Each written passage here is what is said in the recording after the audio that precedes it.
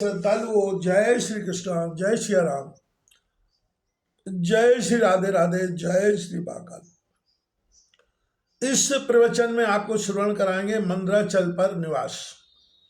एक बार मंदराचल पर्वत ने अपने ऊपर शिव पार्वती के निवास करने हेतु कठोर तपस्या की। भगवान शिव ने उसकी इच्छा पूर्ण करने के लिए उस पर्वत पर निवास करने लगे।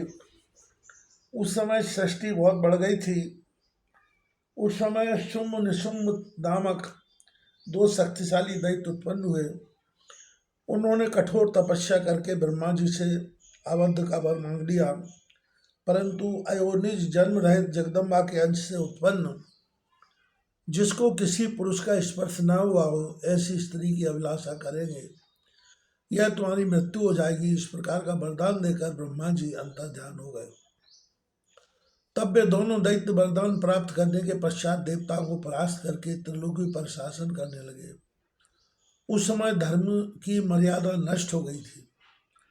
शुंभ और निशुंभ के अत्याचार बढ़ते देखकर ब्रह्मा जी शिव जी के पास जाकर बोले, आप मातेश्वरी पार्वती को क्रुद्ध करने का कोई उपाय कीजिए, जिससे शुंभ निशुंभ दैत्य मारे जाए। ब्रह्मा जी की बात पर अमल करते हुए शिव जी ने पार्वती से नारी कुल की निंदा करनी प्रारंभ कर दी। पार्वती क्रोधित होकर बोली कि मेरे से उत्पन्न स्त्री कुल से आप अप्रसन्न लगते हैं।